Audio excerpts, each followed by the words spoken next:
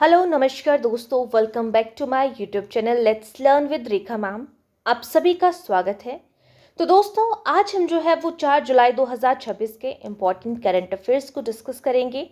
जैसे मैं आप लोगों को हर बार कहती हूँ कि करंट अफेयर आपके ना सिर्फ किसी एक पर्टिकुलर एग्ज़ाम के लिए होता है। करंट अफेयर चाहे आप ऑल इंडिया की किसी भी, चाहे आप टेट की प्रिपरेशन कर रहे हो, पुलिस की प्रिपरेशन कर रहे हो, पटवारी है, पंचायत सेक्रेटरी है, कोई भी एसएससी का एग्ज़ाम है, बैंकिंग का है, टीचिंग का है, किसी भी एग्ज़ाम की अगर आप तैयारी कर रहे हो, किसी भी एग्ज़ाम के लिए करंट अफेयर आप लोगों के पास बहुत ही ज़्यादा इंपॉर्टेंट होता है। और एक चीज़ और मैं आप लोगों को बताना चाहूँगी कि करंट अफेयर मैक्सिमम जो है वो लोगों की सोच होती है, बच्चों की। तो वो क्या करते हैं कि हमें क्या करना है कि लास्ट के 2-3 जो दिन बचे हुए हैं उसमें हम करंट अफेयर पूरे पूरे मंथ के या 5-6 मंथ के जो है वो इकट्ठे करेंगे और हमारी बात जो है वो वहाँ पे कंप्लीट हो जाएगी। तो देखो, डिटेल में कोई आपको लास्ट में करंट अफेयर नहीं कराता है, ठीक है। जैसे मान लो कि मैंने आपको बोला कि जैसे हमने पढ़ा था कि जो ये गोल्ड मेडल जीता था, तो अलग अलग लोगों ने, किसी ने वेट लिफ्टिंग में जो है वो जो है वो गोल्ड मेडल जीता है ना, किसी ने जो है वो सिल्वर मेडल जीता, किसी ने जो है वो किसी और खेल में गोल्ड मेडल जीता। तो आपको लास्ट में जब क्वेश्चंस देखने को मिलेंगे ना, तो आपको एक जगह पे नाम पता होगा कि इस इंसान ने जो है ना वो इस चीज़ में गोल्ड मेडल जीता है। अब आपको बाकी नहीं पता होगा कि किसने सिल्वर जीता है, किसने ब्रॉन्ज जीता है। लास्ट में आपको इस तरीके के क्वेश्चन होंगे, डिटेल में कोई नहीं आपको लास्ट में क्वेश्चन करवाएगा। तो ये सारी चीज़ें जो है आपको कब देखने को मिलती है, जब आप डेली के करंट अफेयर्स को ज्वाइन करते हैं। चाहे आप जिस मर्जी टीचर से पढ़ रहे हो, लेकिन आपको डेली के करंट अफेयर्स जो है वो पढ़ने चाहिए। ज़्यादा से ज़्यादा 20 से 25 मिनट की क्लास होती है, इससे ज़्यादा नहीं आपको देखने को मिलेगी, ठीक है। उसमें फटाफट से देखो।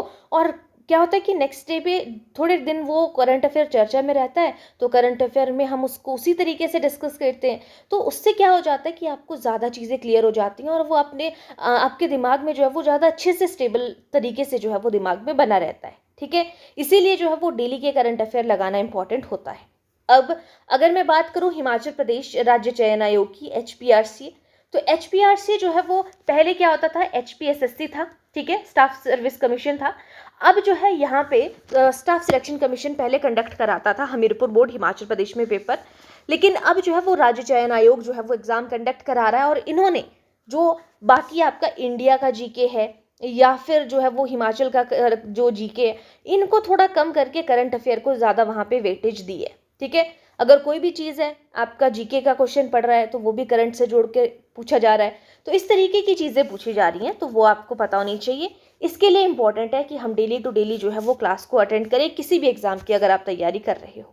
उसके अलावा जो पटवारी का एग्ज़ाम है अगर मैं बात करूं, या पंचायत सेक्रेटरी का एग्ज़ाम जो अभी कुछ दिन में होने वाला है, कुछ टाइम में होने वाला है, तो इसके लिए अगर आप साइंस की प्रिपरेशन करना चाहते हैं, साथ में मॉडर्न हिस्ट्री की क्लासेस को ज्वाइन करना चाहते हैं, तो जो यहाँ पे एचपीआरसी ने सिलेबस दिया हुआ है, उसके लिए एक प्लेलिस्ट बनी हुई है और उस प्लेलिस्ट को आप जो है वो फॉलो कर सकते हैं, ठीक है। चलिए अब हम चलते हैं अपने पहले क्वेश्चन की तरफ, ठीक है। जितनी चीज़ें बतानी थी वो मैंने आपको बता दी। जैसे मैंने अभी आपको यहाँ पे क्वेश्चन है, तो who became the youngest winner in the history of the Taipei open badminton tournament bye winning the women's singles title in 2026, यानी कि 2026 में महिला एकल का खिताब जीतकर ताइपे ओपन बैडमिंटन टूर्नामेंट के इतिहास में, जो आज तक के इतिहास की बात हो रही है, हिस्ट्री में ताइपे ओपन बैडमिंटन टूर्नामेंट में सबसे कम उम्र की विजेता जो बनी है वो कौन बनी है, तो वो उन्नति हुड्डा है, तन्वी शर्मा है, पीवी सिंधु है, मालविका बंसोड़ है। तो करेक्ट आंसर होगा Tanvi Sharma, option number B correct answer होगा। ये सबसे कम उम्र वाली जो है वो विजेता बनी है, जिन्होंने ताइपे ओपन बैडमिंटन टूर्नामेंट में सिंगल, विमेन सिंगल का टाइटल जो है इन्होंने जीता है, Tanvi Sharma, option B. Next question पे चलते हैं, सेकंड क्वेश्चन। राष्ट्रमंडल खेलों की बात हो रही है, कॉमनवेल्थ गेम्स की। तो यहाँ पे बोला जा रहा है कि what was the India's final medal tally and rank at the Commonwealth games 2026, यानी कि अगर अंतिम तालिका की बात करें या रैंक की बात करें कि कौन से रैंक पे भारत रहा है और भारत ने टोटल कितने मेडल्स जो हैं वो जीते हैं, तो यहाँ पे थर्ड पोजीशन पे 42 मॉडल, फोर्थ पोजीशन पे 39 मॉडल टोटल हैं, फिफ्थ पोजीशन पे रहा है 35 मेडल हैं, या सेकंड पोजीशन पे रहा है 45 मेडल हैं, तो आपका ऑप्शन बी करेक्ट आंसर हो जाएगा। यहाँ पे ये चीज़ ध्यान रख। तो यहाँ पे जो है वो कौन सी पोजीशन पे रहा है, पोजीशन है आपकी यहाँ पे फोर्थ पोजीशन पे रहा है इंडिया। इंडिया की है फोर्थ पोजीशन, और टोटल अगर हम मेडल्स की बात करें तो टोटल मेडल जो है वो 39 मेडल्स जो है वो कॉमनवेल्थ गेम्स में भारत ने जीते हैं। क्वेश्चन पूछा जा सकता है, इंपॉर्टेंट क्वेश्चन है। नेक्स्ट क्वेश्चन पे चलते हैं कि गोल्ड मेडल जो है, यहाँ पे बात हो रही है कि how many gold medals did the Indian boxing contingent win at the 2026 Commonwealth games. यानी कि 2026 के जो राष्ट्रमंडल खेल हुए उसमें भारतीय मुक्केबाजी दल ने कितने स्वर्ण पदक जीते हैं, यानी कि बॉक्सिंग में जो है वो कितने गोल्ड मेडल जो है वो जीते हैं। 5 जीते हैं, 6 हैं, 7 हैं, 8 हैं, तो इन्होंने 7 मेडल जो है वो बॉक्सिंग में जीते हैं। Option number C correct answer हो जाएगा। ठीक है, 7/7 का मतलब ये यहाँ पे दोनों लैंग्वेज में होता है ना, तो इसीलिए यहाँ पे ये आपने एक ही तरफ के देखना है, इसमें कोई कंफ्यूजन की बात नहीं है। तो 7 गोल्ड मेडल जो है वो बॉक्सिंग में जीते हैं कॉमनवेल्थ गेम्स में। नेक्स्ट क्वेश्चन है क्वेश्चन नंबर 4।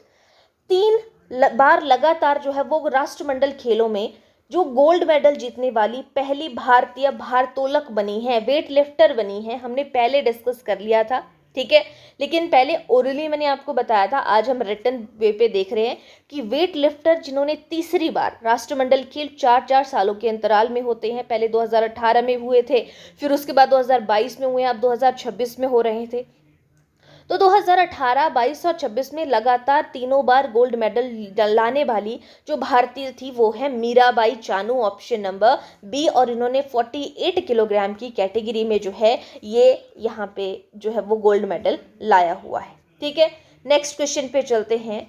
विकसित भारत के लिए नशा मुक्त युवा संकल्प अभियान की कुल अवधि कितनी है? What is the total duration of the नशा मुक्ति युवा फॉर विकसित भारत संकल्प अभियान?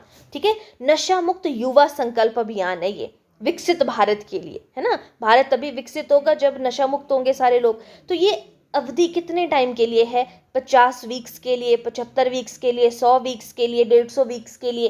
तो ये अभियान जो है वो 100 वीक्स के लिए है, 100 सप्ताहों के लिए जो है शुरू किया गया है।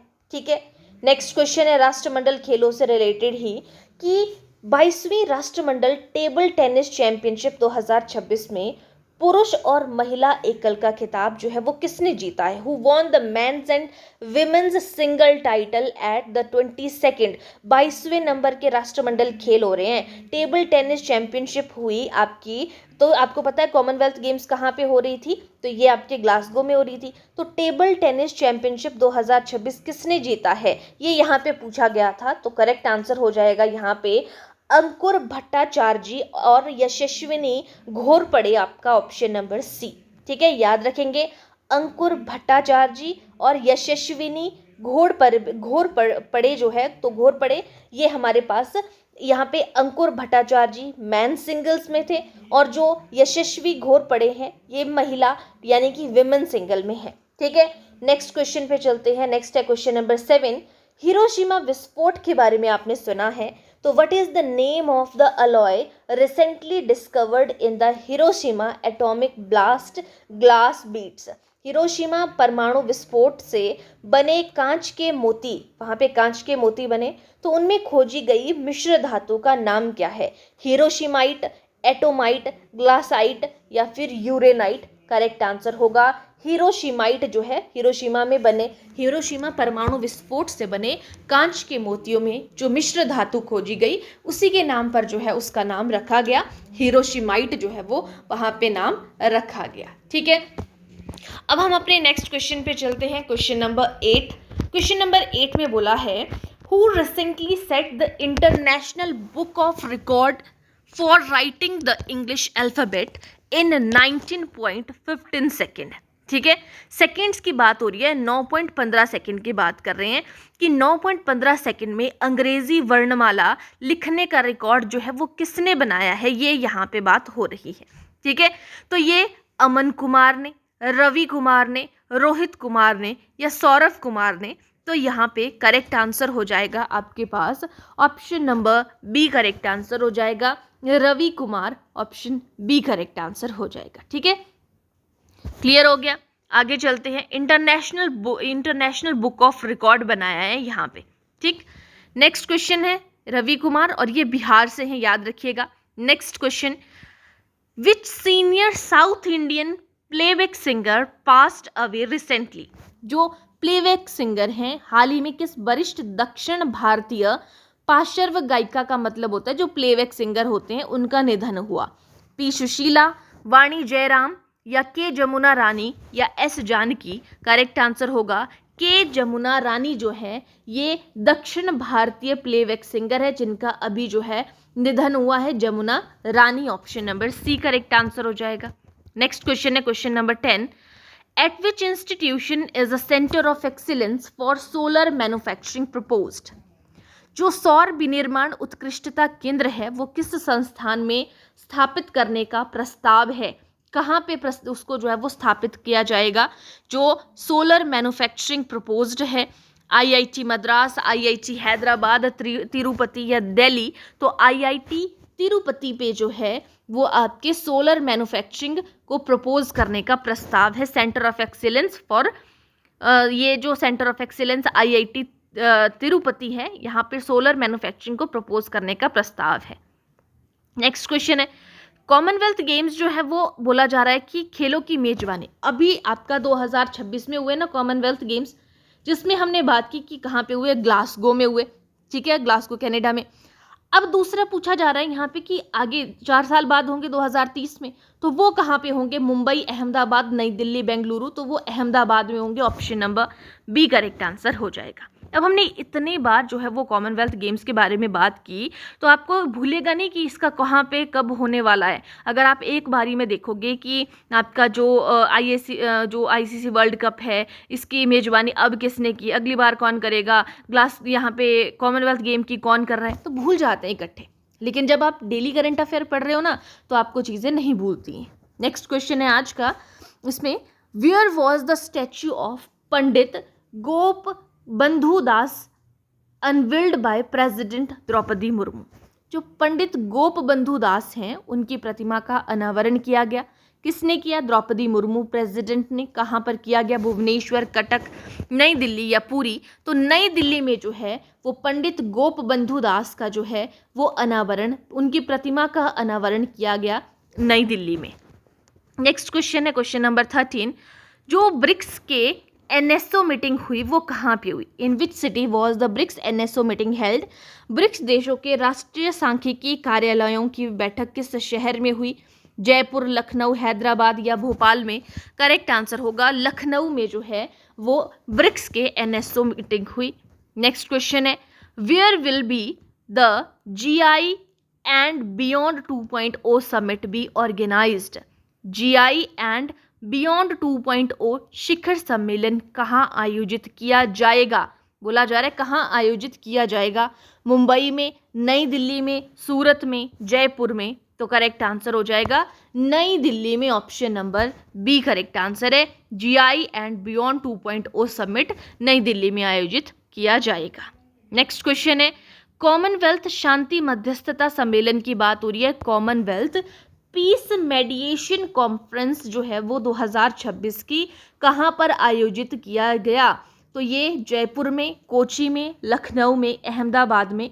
तो पीस मेडिएशन कॉन्फ्रेंस की बात हो रही है, मध्यस्थता की बात हो रही है, तो जयपुर में जो है वो की गई। ऑप्शन नंबर ए, शांति मध्यस्थता की हम बात कर रहे हैं।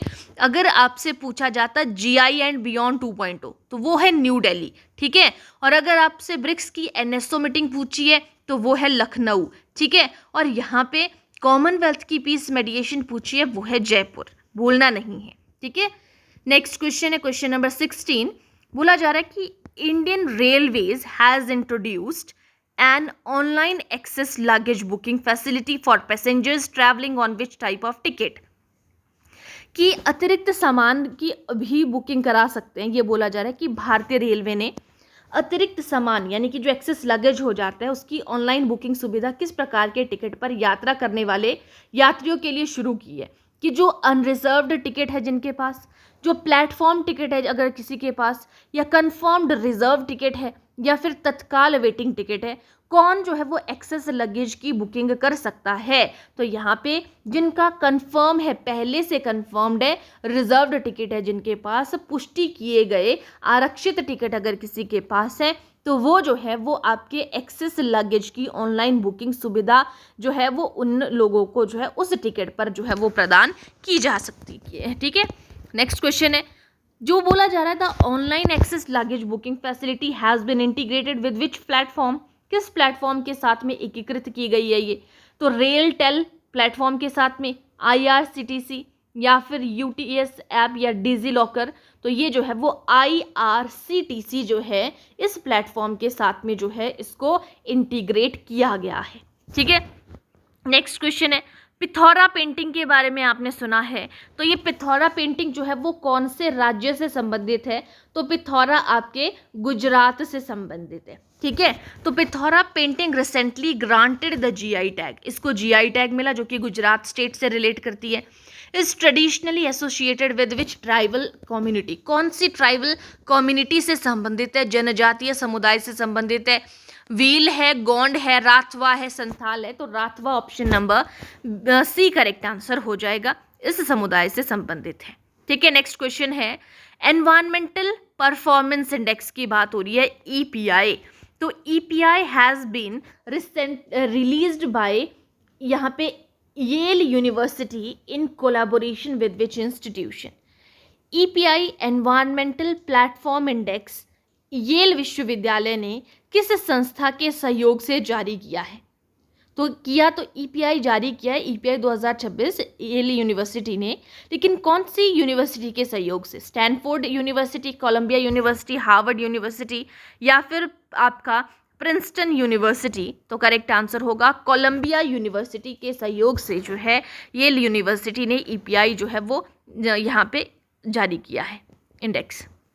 नेक्स्ट क्वेश्चन है, ये जो EPI की हम बात कर रहे हैं कि EPI evaluates countries primarily on environmental performance index, मुख्यतः किसका मूल्यांकन करता है? ठीक है, ये बोला जा रहा है कि ये जो EPI है ये मुख्यतः किस चीज़ का जो है वो मूल्यांकन करता है? सैन्य शक्ति का, एनवायरमेंटल सस्टेनेबिलिटी का, लिटरेसी रेट का, डिजिटल इकोनॉमी का। तो ये जो है वो एनवायरमेंटल सस्टेनेबिलिटी का करता है। EPI एनवायरमेंट से रिलेटेड है ना, कि उसकी कैसी परफॉर्मेंस है उसका इंडेक्स देखता है, तो ये एनवायरमेंटल सस्टेनेबिलिटी का ही जो है यहाँ पे मूल्यांकन करता है EPI।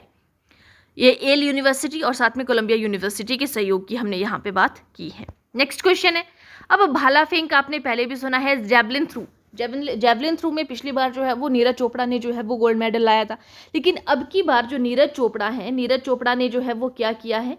नीरज चोपड़ा ने भी जो है यहाँ पे पार्ट लिया था। तो नीरज चोपड़ा ने जो है वो जीता है आपका सिल्वर मेडल। आपसे यहाँ पे पूछा है कांस्य पदक किसने जीता है, तो कांस्य पदक हो जाएगा Yashveer Singh, option number C correct answer होगा, और नीरज चोपड़ा ने सिल्वर मेडल जीता है। ठीक है, नेक्स्ट क्वेश्चन है, गोल्ड मेडल जूडो में किसने जीता है कॉमनवेल्थ गेम में? तो जूडो में कॉमनवेल्थ गेम विजय कुमार ने, हर्ष सिंह ने, दीपक देसवाल ने, कपिल परमार ने। तो हर्ष सिंह करेक्ट आंसर होगा, जूडो में गोल्ड मेडल जीता है Harsh Singh, option B correct answer हो जाएगा। नेक्स्ट क्वेश्चन है, RBI has deferred the implementation of the revised Basel pillar 3 disclosure framework till, कि RBI ने जो संशोधित बेसल पिलर 3 डिस्क्लोजर फ्रेमवर्क है उसको किस तिथि तक स्थगित किया है?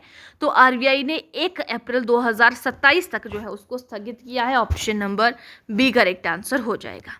नेक्स्ट है, which regulatory body approved a comprehensive insurance reform package in July 2026, कि जो जुलाई 2026 में व्यापक बीमा सुधार पैकेज है कॉम्प्रिहेंसिव इंश्योरेंस रिफॉर्म, उसको किस नियामक संस्था ने मंजूरी दी है? सेबी ने, PFRDA ने, IRDAI ने या RBI ने? तो IRDAI जो आपका इंश्योरेंस से संबंधित आता है वो है IRDA जारी करता है। तो यहाँ पे कॉम्प्रिहेंसिव इंश्योरेंस रिफॉर्म पैकेज जो है वो जुलाई 2026 तक में जो है वो यहाँ पे इन्होंने मंजूरी दी है, IRDAI ने। नेक्स्ट है, Asian development bank ADB approved a loan of $1 billion for, जो एशियाई डेवलपमेंट बैंक है, उन्होंने 1 अरब अमेरिकी डॉलर का ऋण किस उद्देश्य के लिए स्वीकृत किया है? रूरल इलेक्ट्रिफिकेशन के लिए, डिफेंस मॉडर्नाइजेशन के लिए, urban reforms and urban transformation के लिए, एग्रीकल्चर एक्सपोर्ट के लिए। तो अर्बन जो एरियाज हैं उनके बदलाव के लिए, उनके ट्रांसफॉर्मेशन के लिए, उनके सुधार के लिए जो है 1 अरब अमेरिकी डॉलर का ऋण जो है वो स्वीकृत किया है एशियाई डेवलपमेंट बैंक ने। नेक्स्ट क्वेश्चन है, according to the analysis based on RBI data which bank remained India's largest debit card issuer in June 2026। RBI के आंकड़ों के आधार पर अगर हम विश्लेषण के अनुसार बात करें तो जून 2026 में भारत का सबसे बड़ा डेबिट कार्ड जारीकर्ता कौन सा बना है? जिन्होंने सबसे बड़ा डेबिट कार्ड जारी किया है, HDFC bank, ICICI bank, state bank of India या पंजाब नेशनल बैंक? तो आपका करेक्ट आंसर हो जाएगा यहाँ पे स्टेट बैंक ऑफ इंडिया जो है, इन्होंने जो है वो सबसे बड़ा डेबिट कार्ड जो है वो जारी किया है जून 2026 में आरबीआई के आंकड़ों के आधारित विश्लेषण के अनुसार। नेक्स्ट क्वेश्चन है, किस बैंक ने अंतर्राष्ट्रीय अपराध न्यायालय आईसीसी के रोम संबंधी के से हटने की प्रक्रिया शुरू की? Which country initiated the process to withdraw from the Rome Statute of the International Criminal Court? बोला गया था अभी पीछे जैसे हमने बात की थी कि इसको हटने के बारे में बोला है, तो कौन यहाँ पे जो है वो आईसीसी जो इंटरनेशनल क्रिमिनल कोर्ट है उससे हटने की प्रक्रिया शुरू हुई है? तो उससे हट रहा है आपका Venezuela, option number B correct answer हो जाएगा। नेक्स्ट है, which country announced the formation of a multinational maritime defence alliance along with 13 other countries? किस देश ने 13 अन्य देशों के साथ मिलकर बहुराष्ट्रीय समुद्री रक्षा संगठन की घोषणा की है? 13 देश के साथ में मिलकर, तो 13 देश और भी हैं साथ में, उनके साथ में मिलकर जो है ये क्या कर रहे हैं, जो अंतर्राष्ट्रीय मैरीटाइम जो डिफेंस अलायंस है उसकी घोषणा की है, उसकी रक्षा गठबंधन की जो है यहाँ पे घोषणा की है। तो वो कौन है? तो वो है आपके Saudi Arabia, option number B correct answer हो जाएगा। नेक्स्ट क्वेश्चन है, who has been appointed as the next Director General Armed Force Medical Services? ये हमने कल भी डिस्कस किया था। तो यहाँ पे बोला जा रहा है कि अगले जो डायरेक्टर जनरल बनने वाले हैं मेडिकल सर्विसेज के लिए, महानिदेशक सशस्त्र बल चिकित्सा सेवाएं के रूप में किसे नियुक्त किया गया है? एयर मार्शल आशुतोष दीक्षित या एयर मार्शल संदीप थरेचा? तो बिल्कुल ऑप्शन बी करेक्ट आंसर होगा। एयर मार्शल संदीप थरेचा जो है वो नए जो है वो यहाँ पे director general armed force medical services के रूप में नियुक्त किए गए हैं। नेक्स्ट है, NSDC has partnered with which organisation to establish 350 advanced skill centres for drone technology? NSDC ने जो है वो ड्रोन टेक्नोलॉजी के लिए, ड्रोन प्रौद्योगिकी के लिए 350 एडवांस्ड स्किल सेंटर स्थापित करने हेतु किस संस्था के साथ में साझेदारी की है? जिसमें एडवांस स्किल सेंटर स्थापित करने हेतु तो आइडिया फॉर्ज के साथ में साझेदारी की है, एबीपीएल इंटरनेशनल के साथ में, हॉल के साथ में, डीआरडीओ के साथ में? करेक्ट आंसर हो जाएगा एबीपीएल के साथ में, एबीपीएल इंटरनेशनल के साथ में साझेदारी की है, ऑप्शन बी करेक्ट आंसर हो जाएगा। नेक्स्ट क्वेश्चन है, the new guidelines on planned re-entry of space objects have been issued by? अंतरिक्ष वस्तुओं के नियोजित पुनः प्रवेश संबंधी नए दिशा निर्देश किसने जारी किए हैं? प्लान्ड री-एंट्री संबंधित जो है अंतरिक्ष वस्तुओं के जो प्लान्ड री-एंट्री संबंधित नए दिशा निर्देश जारी किए हैं, तो वो इसरो ने, इनस्पेस ने, डीआरडीओ ने या एनएसआईएल ने? तो ये इन स्पेस ने जो है वो जारी किए हैं दिशा निर्देश, डायरेक्शंस। नेक्स्ट क्वेश्चन है, जो न्यू इन स्पेस गाइडलाइंस की हमने बात की कि ये जो है इन स्पेस ने जो है वो दिशा निर्देश जारी किए हैं रीप्लान्ड एंट्री के लिए अंतरिक्ष वस्तुओं के। तो यहाँ पे बोला जा रहा है कि इन स्पेस के दिशा निर्देश किस नीति के कार्यान्वयन से संबंधित है, कौन सी पॉलिसी के अंडर आएगा? तो ये इंडियन स्पेस पॉलिसी, ऑप्शन यहाँ पे बी करेक्ट आंसर है। इंडियन स्पेस पॉलिसी 2023 के अकॉर्डिंग जो है उस पॉलिसी से संबंधित है। नेक्स्ट है, WWW की फुल फॉर्म अगर बात की जाए तो वर्ल्ड वाइड वेब होती है। तो वर्ल्ड वाइड वेब डे जो है वो हर साल मनाया जाता है। तो वो कब मनाया जाता है? वो 30 जुलाई, 31 जुलाई, 1 अगस्त, 2 अगस्त को। तो 1 अगस्त को जो है वो WWW डे जो है वो सेलिब्रेट किया जाता है। नेक्स्ट है वर्ल्ड वाइड वेब किसके आविष्कार की स्मृति में बनाया जाता है, किस चीज को जो है वो कॉमेमोरेट करने के लिए जो है वो मनाया जाता है, द इन्वेंशन ऑफ, तो ये वर्ल्ड वाइड वेब WWW के यहाँ पे स्मृति में मनाया जाता है वर्ल्ड वाइड वेब। ठीक है, ये बिल्कुल सिंपल से क्वेश्चन थे, इसमें कोई कंफ्यूजन नहीं होना चाहिए। ठीक है, अब आगे चलेंगे, कुछ स्टैटिक जीके के क्वेश्चंस को डिस्कस करेंगे। बोला जा रहा है कि on whose recommendation was the central vigilance commission established. CBC की बात करें, सेंट्रल विजिलेंस कमीशन आपके पास फुल फॉर्म है, किसकी सिफारिश पर की गई थी। इसकी स्थापना सरकारीय समिति, संथानम समिति, पूंछी समिति, बलवंत राय मेहता समिति, तो संथानम समिति की ये जो है यहाँ पे इनकी सिफारिश पर जो है सीबीसी की स्थापना की गई थी। नेक्स्ट है BWF बैडमिंटन वर्ल्ड फेडरेशन की बात करें, इनका जो मुख्यालय है वो कहाँ पे है, तो इनका मुख्यालय कुआलालंपुर मलेशिया में है। Option number B correct answer हो जाएगा। नेक्स्ट है भारतीय संविधान का कौन सा अनुच्छेद राज्य के नशीले पदार्थों के सेवन पर रोक लगाने की निर्देश देता है कि नशीले पदार्थों के सेवन पर जो है वो रोक लगनी चाहिए। Article 44, article 45, article 47, article 48। जो आपका यूनिफॉर्म सिविल कोड है वो आता है आर्टिकल 44। ठीक है, तो यहाँ पे नशीले पदार्थों के सेवन पर रोक यह आता है आर्टिकल 47 से related, option number C. Next question है मैटूर बांध आपने सुना है कौन सी नदी पर है, तो ये है आपका कावेरी नदी के ऊपर है मैटूर बांध, option number C correct answer हो जाएगा। नेक्स्ट है बुडापेस्ट शहर जो है वो किस नदी के तट पर है, तो बुडापेस्ट जो है वो डेन्यू नदी के तट पर है, ऑप्शन बी करेक्ट आंसर हो जाएगा। और आज का जो लास्ट क्वेश्चन है मैग्ना कार्टा किसे कहा जाता है, भारतीय संविधान का, इंडियन कॉन्स्टिट्यूशन का मैग्ना कार्टा किसको बोला जाता है। प्रस्तावना को, प्रियम्बल यानी कि मौलिक अधिकार फंडामेंटल राइट्स को, राज्य के नीति निर्देशक सिद्धांत यानी कि डायरेक्टिव प्रिंसिपल्स को, मौलिक कर्तव्य यानी कि फंडामेंटल ड्यूटीज को, तो किसको कहा जाता है, ऑप्शन बी करेक्ट आंसर होगा। जो राज्य के मौलिक अधिकार हैं उनको, फंडामेंटल राइट्स को जो है यहाँ पे उन्हें जो है इंडियन कॉन्स्टिट्यूशन का मैग्ना कार्टा कहा जाता है।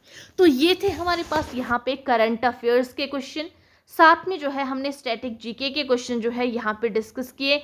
आई होप सारी चीज़ें आपको अच्छे से क्लियर हो गई होंगी। कोई भी कन्फ्यूजन, कोई भी डाउट है, मैं हर क्लास में आप लोगों को बताती हूँ कि आप कमेंट सेक्शन पे मुझसे पूछ सकते हैं।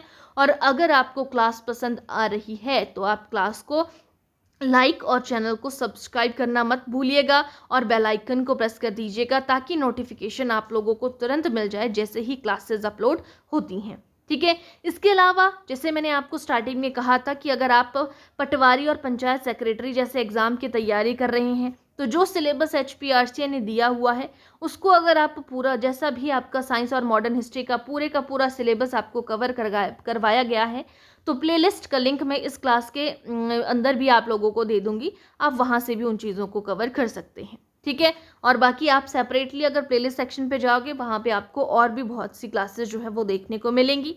आज के लिए इतना ही, बाकी हम मिलते हैं नेक्स्ट क्लास में। Thank you.